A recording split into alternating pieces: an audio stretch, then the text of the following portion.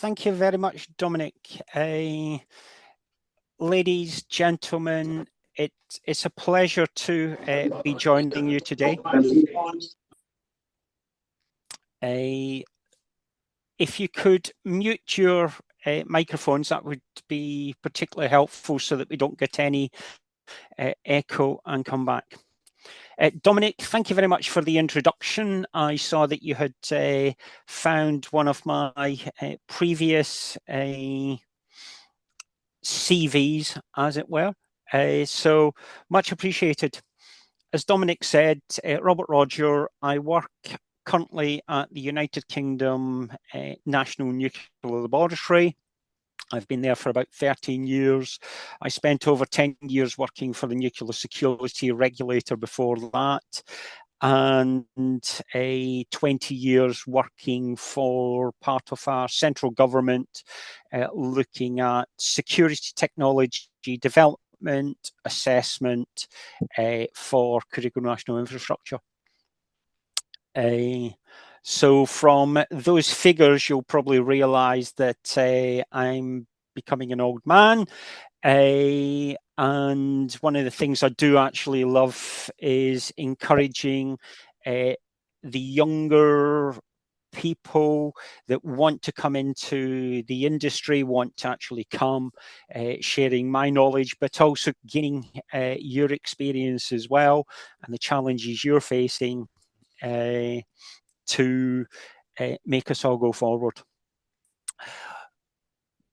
As a little aside, you may see that my background is the Northern Lights. One of my social interests is cold water swimming, open water swimming, and I was recently in Northern Finland participating in some world championships. Now, I would like to ask you, can you see my screen? Yes, we can see it. You can see my slide screen. Thank you. Because I can't tell whether you can see it. Yes? In which case, thank you very much for asking me to come and speak about nuclear security and safeguards, and tying that into safety. What is the similarities, but also where are the differences? So I've put together a few slides. So quick agenda for this morning is looking at what the objectives are, looking at some of the interrelationships, looking at some of the nuclear security function structures, systems and components, and also talking about some of the aspects of nuclear safeguards that are particularly important. Now, much of what I will be saying today is equally important whether you're actually dealing with nuclear materials or dealing with radioactive materials, whether you're working on a nuclear licensed site, whether you're working in a research reactor, whether you're working in a hospital, whether you're actually working in a support organisation.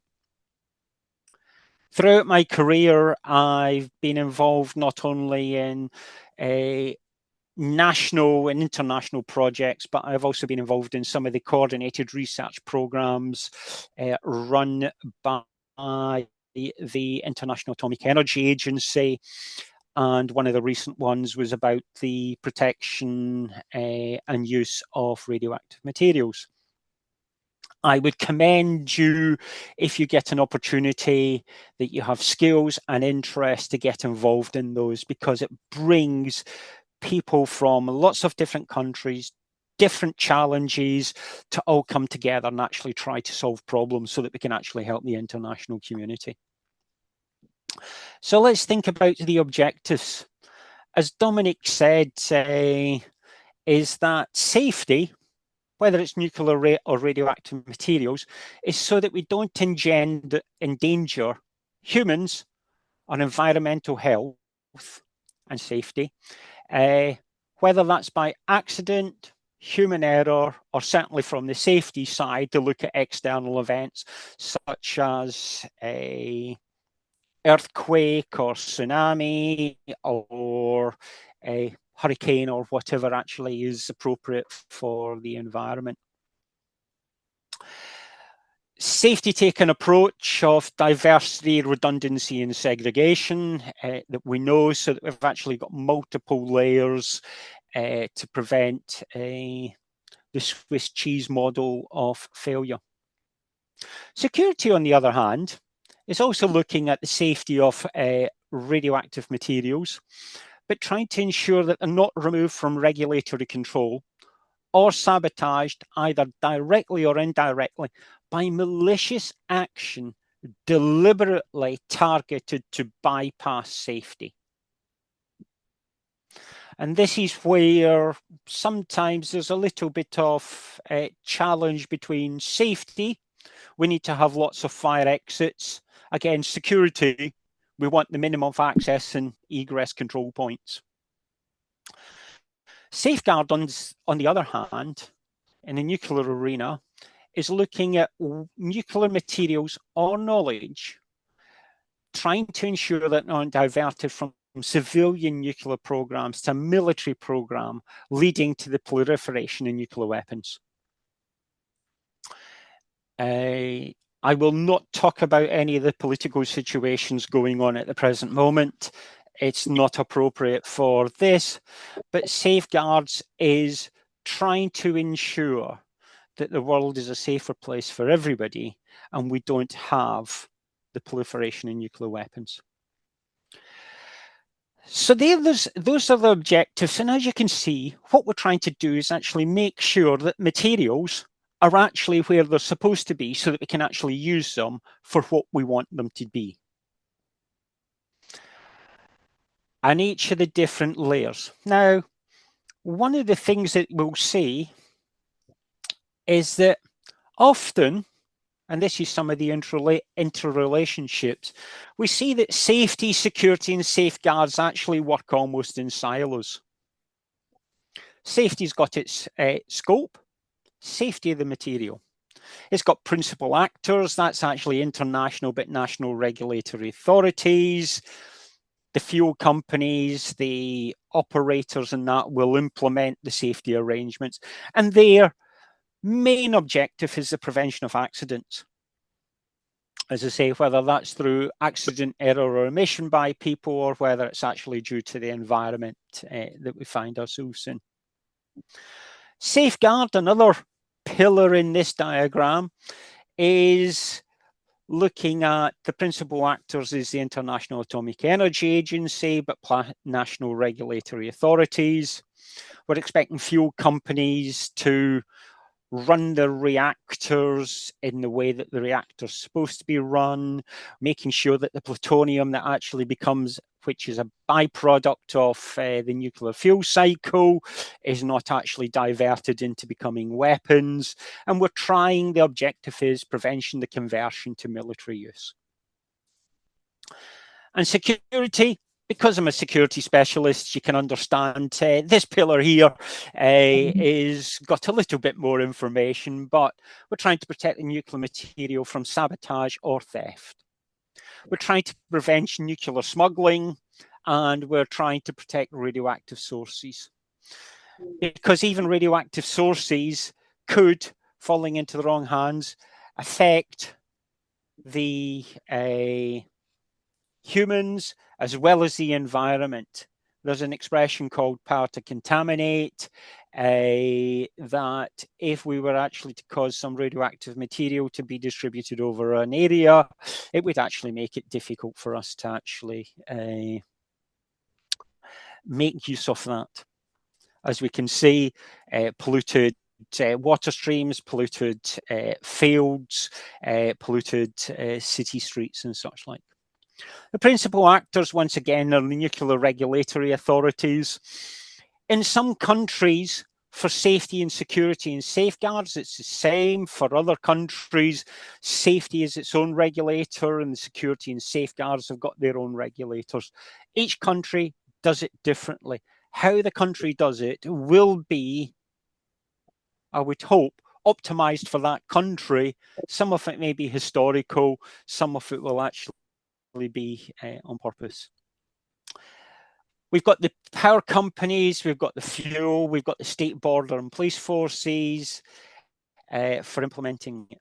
But the principal actors we need to consider are the malicious capabilities. That includes terrorists, that includes lone wolf, but also includes insiders. Because the insiders, from a safety perspective, through accident, error, or omission, may actually allow a security incident to occur. But also, insiders may be working to divert material on behalf of the state. Typically, it's on behalf of the state from the civilian to the military side. But our objective, once again, is the prevention of accidents. The accidents actually caused by the introduction of accelerants, i.e. explosives or something. The prevention of accidents through people making the wrong decision at the wrong time, which actually allows a security incident to occur. So those are some of the interrelationships. And if we then look at, this is going from a silo mentality. This is trying to actually bring us together under the subject of the nuclear 3S. Once again, we've got facility related, but we've actually got safety in the red, security in the green, and safeguards. Because if we work together, we can absolutely maximize the capabilities. In some ways, safety have identified they want to have some containment. We will have a building, we will have an enclosure. From a security perspective, it may be that if we just make that building a little bit stronger, or if we actually make sure that vehicles can't quite approach the building to within a distance, we may actually be able to close down some of those threat pathways, such as vehicle-borne improvised explosives. We may be able to reduce the likelihood of the introduction of explosives by actually us thinking about how we go from, I'll call the clean side, the non-active side, to the active side. And if we actually design it correctly, we will actually be doing not only improving safety, but actually allow security often to be done correctly as well. My experience has been that often safety, they do their thing, operations start building it, security is invited along towards the end, at which point we find that we need to retrofit it. It would have been better if we'd done something else, if we'd actually located that store at a different part of the facility, because it would have been protected from potentially external malicious threats. But we also see that safeguards, doing safeguards by design, and some of the stuff that they do is material balance areas. We can actually use the information that they're collecting to do their safeguards to actually allow us to do security, to make sure that the quantity of material or the type of material going into an area may be deemed safe, but could potentially cause radiological consequences if it was subject to sabotage. And therefore, we're actually working together as a coordinated team to actually deliver operational effectiveness, safety, security, and safeguards, so that we actually know where the material is, we know it's safe, and we know it actually won't be subject to malicious attack. And if we look at some of the generic functions again here, safety and security are both working together to limit risk of radiological exposure. We're working together to try to enhance public confidence that we are, one, safe, and two, secure. We're actually working together about emergency preparedness and consequence management. What would we do if what happens is in a facility, we may actually find that there's an incident. it may actually be caused by malicious activity, or it may be from conventional plant failure. The point is, right at that beginning, we won't actually necessarily know. We won't necessarily know. So we need to make sure that if there's an incident, security and safety are actually working together to make sure we actually get the best outcomes for our people that work there, but also for the public, so that they're not exposed. Safety and security safeguards are looking at how we manage waste, what's in the waste, how we manage nuclear materials. And security and safeguards, once again, is also looking at non-proliferation, i.e. non-theft, non-sabotage, but also the management of nuclear material.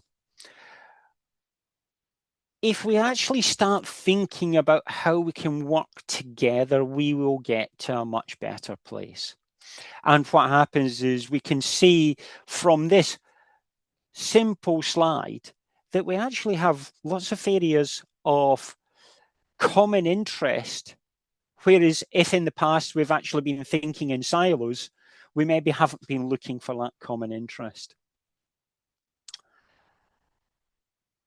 Now, from a safety perspective, they've got their own safety functions and what they're attempting to do, but also from security, we've got our own functions. We think about detection, delay, assessment, control of access, insider threat mitigation and response for our physical protection systems. In our cyber protection systems, we're actually doing some of the same things. We're trying to identify whether it's authorized or unauthorized access. We're trying to protect our information. We're trying to detect any attacks on our facility, our cyber systems. We're trying to respond to incidents if they happen, and then we try to recover. We try to make sure that we're actually still in a good position. In some areas, we may actually see that we don't actually split it down this way. This is actually a United Kingdom way of looking at it. I find it particularly helpful, and we'll have a look at that when we actually apply it to an American approach a little bit later. Whether with safeguards, whether with security, or whether with safety, we need to think about the assets that we want to protect. Whether it's nuclear material, whether it's radioactive material, that is clear assets. But we also need to start thinking about our system structures and components. How are we building this? Where are we building it? My wife used to work for a construction company. They decided to build, they decided in their research facilities to put in a strong room. They built the strong room. They had a really good door. They had cracking locks and everything. And they asked me to come down and have a look at it. I went along, and the first thing I do is look at the door and tell them they've got a really nice door. And then I tapped the wall, and a short period along the wall, it went from brick to stud partition. That actually meant there was almost no delay. I went to the rooms that were on both sides, and they just had stud partition walls between them, to the strong room. The strong room had a good door. It was easy to break into from almost top, bottom, right, left, and at the far end, because it just had a window, and you could climb up on a ladder to that window and just break it because it was single glazed. We actually see those decisions being made. So when we're actually thinking about our assets, we need to think about all the structures, systems, and components. Information is also an asset that we need to protect. Safety, like to share issues so that people can actually make sure it's addressed.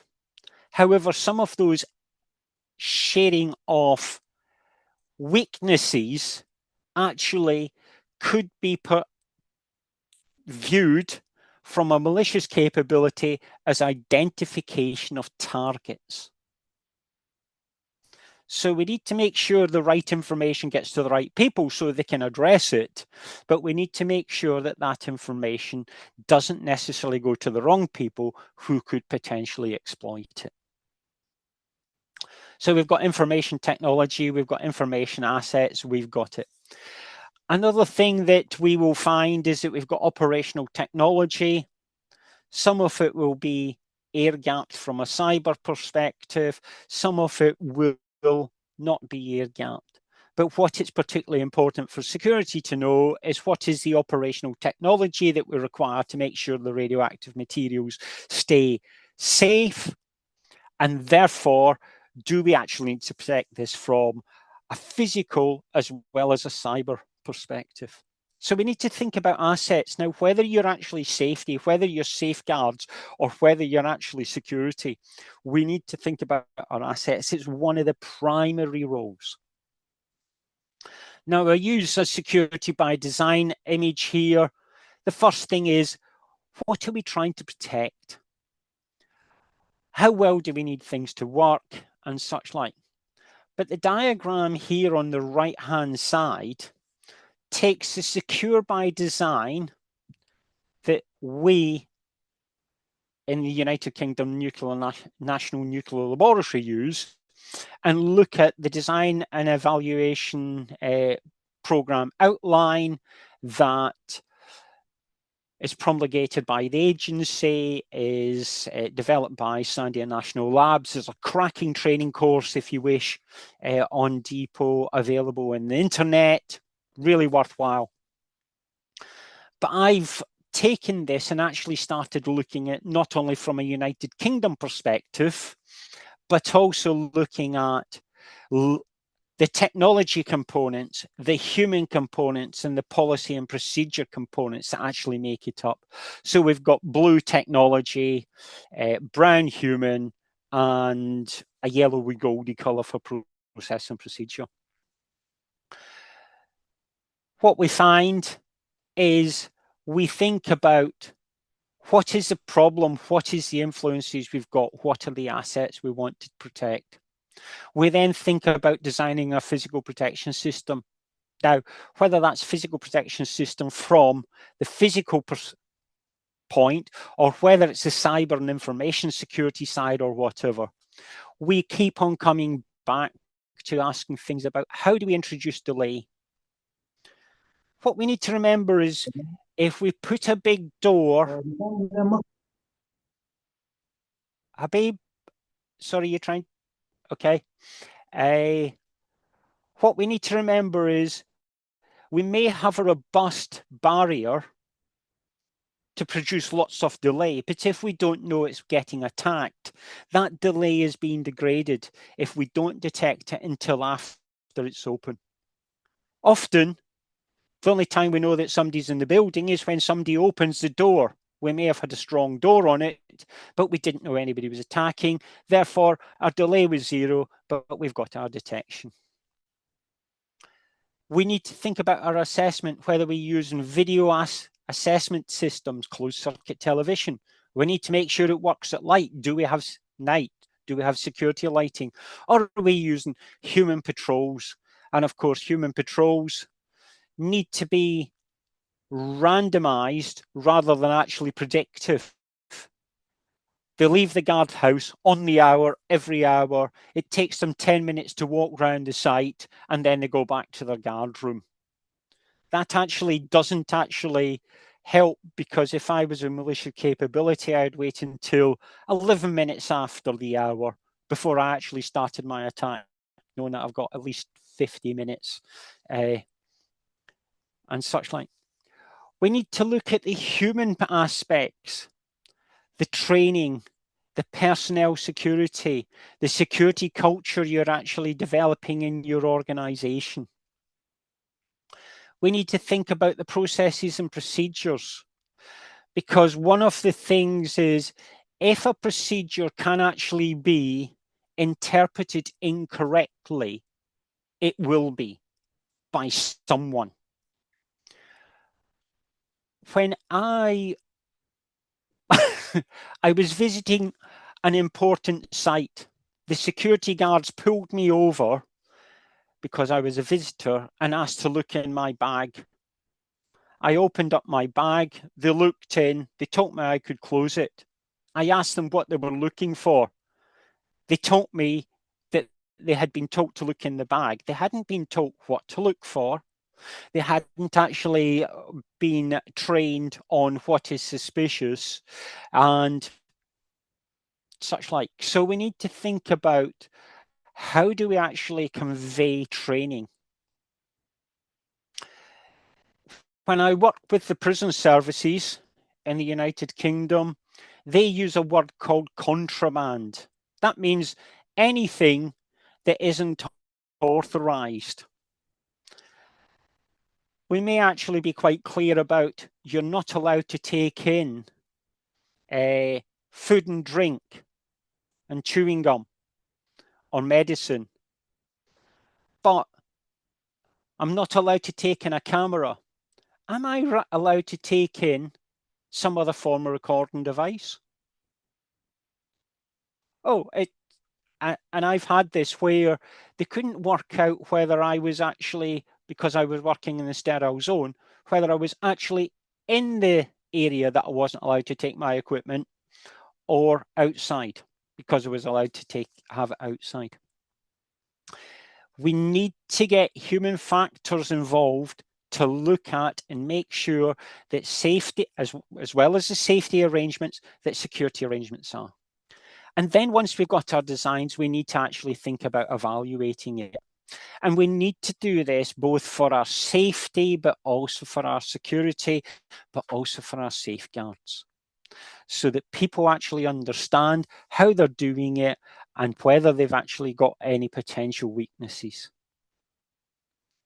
One of the things is that we need to consider the threat, as you will know. I've put together this threat. But threats, as we've said, are not just terrorists and bombs and insiders and hostile vehicles and spies. They can also come from an accident. Somebody switches off the wrong thing. It could come from an error. Someone didn't realize that you weren't allowed to do something. It could come from a mission. I didn't actually check that the door had locked behind me. I just checked it had closed behind me.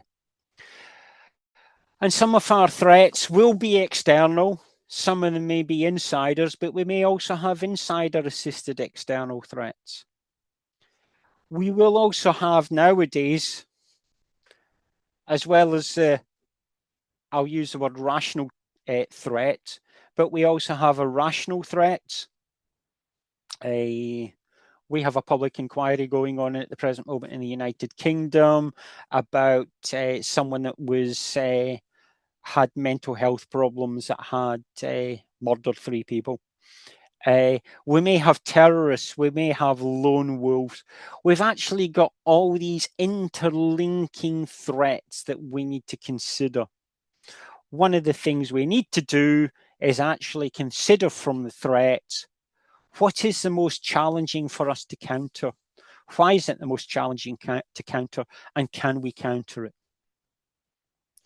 Now, from a securities perspective, one of my most important colleagues happens to be some of my safety colleagues who can tell me what is the radiological consequences of sabotage on this material, because they have the models to actually look at distribution of materials in the air from accident events, but they can also use that from malicious events. There are differences. We take different views on the world, but we actually have a lot of co-working which actually optimizes what we do. And by doing that, we actually get to a better position. Now, as I said, I've put together a few slides, hopefully this, but one of my summary is, nuclear security and safeguards are specialist skills areas that need specialists, but working together, they help to deliver the nuclear 3S. If we go for the nuclear 3S or the radioactive 3S, if we wish, together we will have a nuclear material accountancy or radioactive material accountancy and control information. We will have our safety and we will have security all working together. If we work together, we achieve more than each of us can achieve individually. I know that for a fact. I always try to have a multidisciplinary team on almost all projects so that I can actually get the information I require. So I optimize what I do rather than actually going just for this plain simple one. Nuclear security is directed towards preventing the theft or sabotage of nuclear materials, either directly or indirectly. And nuclear safeguards is directed towards the prevention of civil nuclear materials being moved into weapons programs. I thank you for listening. I hope you found this useful. I came in at short notice, so if it's not 100% what you wanted, I do apologize. That's my fault, not your fault. But I know, because it was 10:30 here in the United Kingdom, it's 11:30 in Cameroon, there's people on other parts and that. I know through your commitment and strong learning ethic, because it's Saturday as well, your futures will be even better than your past. I look forward to working with some of you in the future, and I have